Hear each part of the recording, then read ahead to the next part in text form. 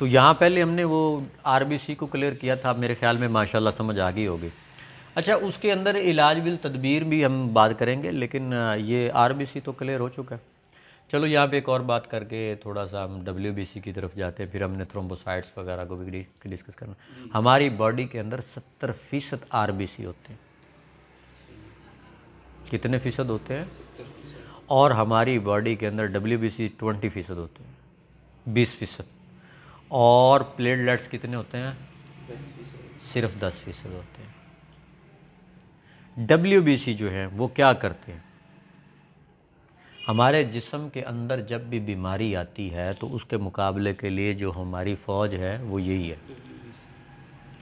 तो होता क्या है, हम पहले भी डिस्कस कर चुके थे पिछले लेक्चर के अंदर, तो अब मज़ीद इस पे बात कर रहे हैं कि डब्ल्यूबीसी जो हैं हमारी बॉडी के अंदर 4 किस्म के सोर्स हैं जो बीमारियां पैदा कर रहे हैं। पहला कौन सा भाई?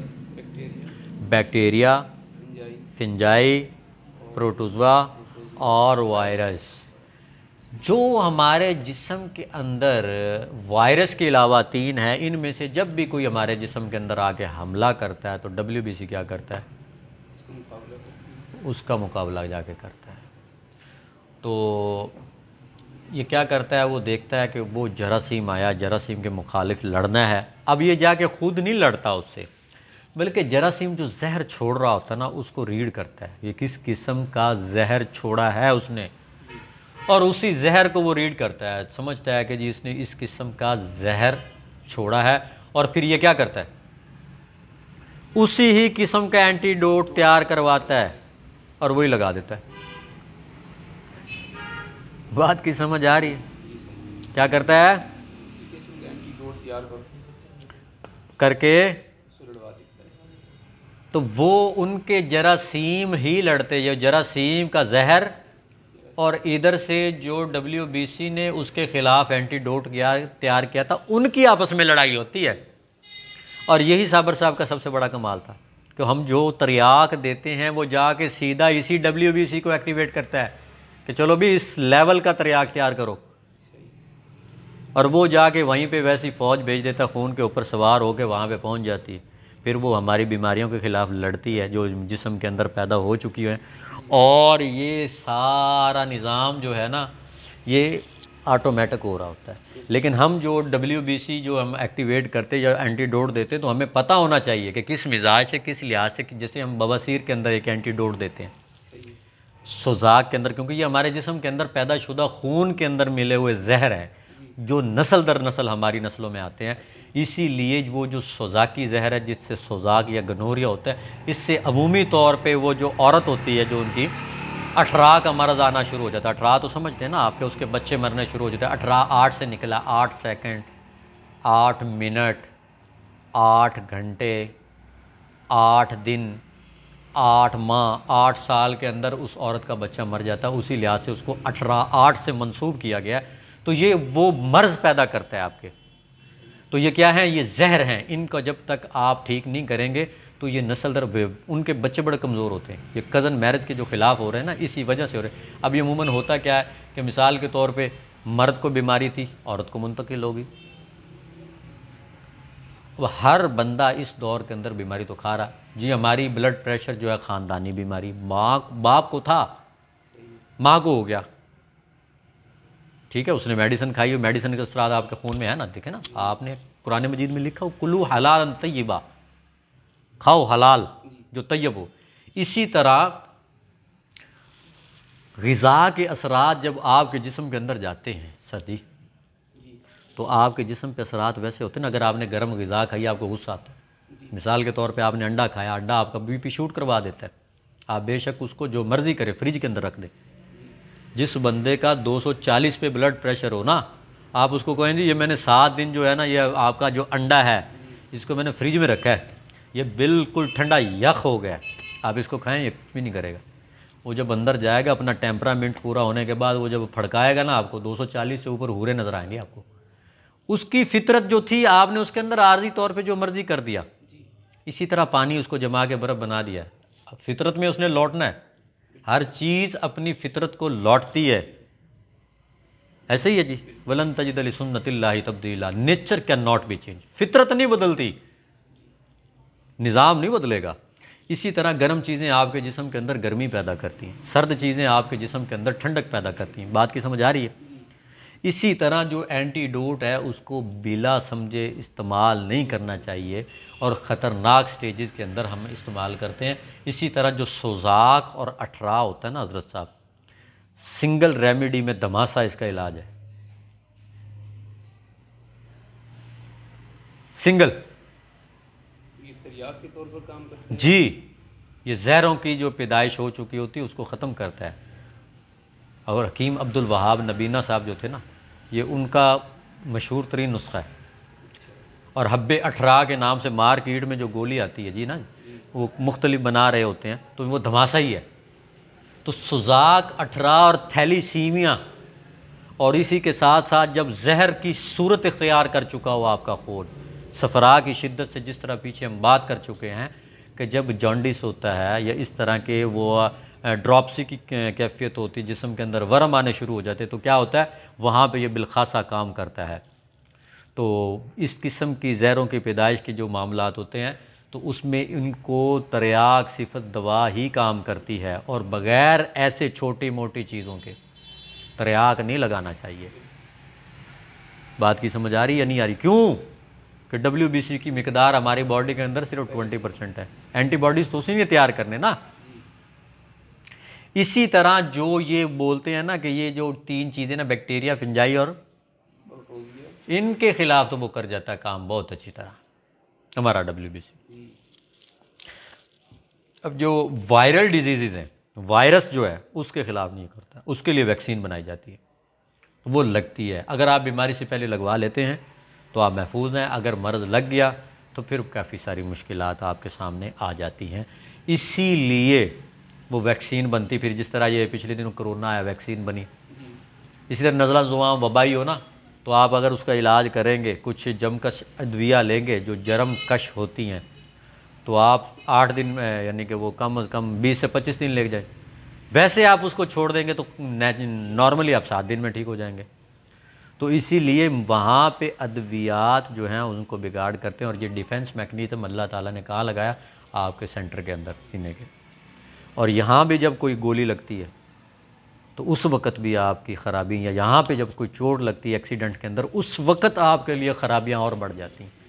वो जो आपने फ़िल्मों के अंदर अमूमन तौर पे सुना होता है या बातें होती, गोली सीने में मारो जी इसके, वो एक्चुअल उनका वो टारगेट होता है कि इसका एंटीडोट तैयार ना हो सके। ये हमारे यहाँ तो वैसे मशहूर है। हाँ जी, लेकिन पीछे जो जिन लोगों ने शुरू किया था, हाँ, उन्होंने कुछ बुनियाद के ऊपर कहा था कि हाँ, असल जो मरकज़ है उसको ख़त्म हो जाएगा एंटीडोट का, तो ताकि नेक्स्ट टाइम गुंजाइश ना हो उसकी, कोई एंटीडोट ना तैयार हो सके, ये बच ना सके। बात की समझ आ रही? तो साबर साहब रहमतुल्लाह अलैह ने जो साइंटिफिक और सिस्टमेटिक इलाज के लिए हमें बताया, तो ये चीज़ें वहाँ काम करती हैं हज़रत साहब, इनको समझना बड़ा ज़रूरी है। और इसके लिए उन्होंने हमारे लिए जो है ना बड़ा काम आसान कर दिया है। वो फरमाते हैं कि आप गौर करें कि आपके जिस्म के अंदर जरासीम पैदा हो गया, तो जरासीम को मारने के लिए कोई बंदूक उठाने की ज़रूरत है? जरासीम पैदा ही इसलिए हुआ कि आपने उसको उस जैसा माहौल दिया जिसमें उसकी परवरिश हुई, आप उसे वो माहौल ही ना दें। वो जब माहौल ख़त्म होगा वो ऑटोमेटिक ख़त्म हो जाएगा। मछली है ना, उसका माहौल क्या? पानी। आप पानी से निकाल के देखें क्या होगी? मर जाएगी। आपने क्या किया? उसको कोई तोप का गोला मारा है, कोई तरियाक दिया है, इंसान बाहर है, आप उसको पानी के अंदर ले जाए डायरेक्ट, क्या होगा? मर जाएगा। आपने उसको क्या दिया है? आपने उसका फेवरेबल माहौल ख़त्म किया है, जरासीम खुद ब खुद मर जाएगा। आप गौर से देखें। इसीलिए फ़ाका बेहतरीन इलाज है हज़रत साहब। रमज़ान शरीफ के दिनों में मरीज़ ठीक क्यों होते हैं? पर गौर किया कभी कि 4 घंटे ग़िज़ा आपके मैदे में, 4 घंटे आपकी आंतों के से निकल के उज़वी की तौर पे, और फिर 4 घंटे खून में रहती, 12 घंटे, 14 घंटे का आपका रोज़ा होता है। मुकम्मल तौर पे आपके जिस्म के अंदर तमाम ताफ़न ख़त्म हो चुका होता है। 14 घंटे के बाद जब आप रोटी खाते हैं तो क्या होती? तबीयत बड़ी फ्रेश होती है।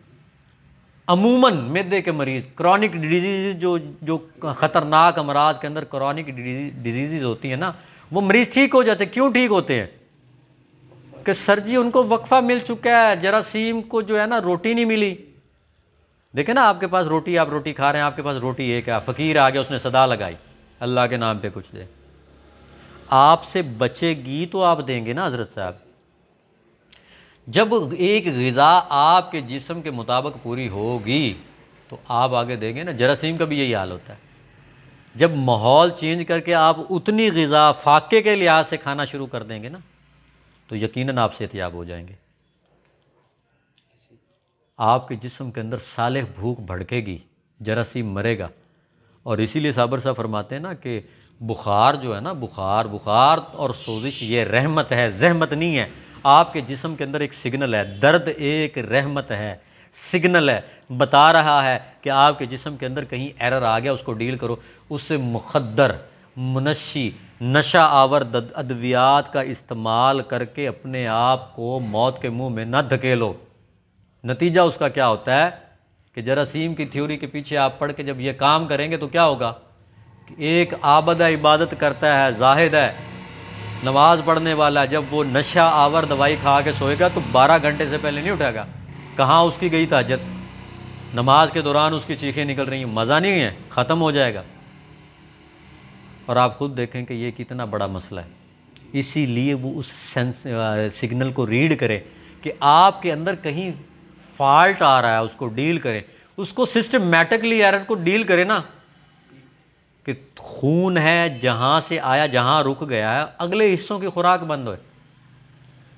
दरिया से पीछे से पानी आया है, आगे आपने एक जगह पे आके दरवाजे बंद कर दिए, बंद लगा दिए, तो यही वो मसला है। अगर वो ओवरफ्लो होगा तो आप कहेंगे जी उसकी खेती में पानी घुस गया, उसकी खेती में पानी चला गया।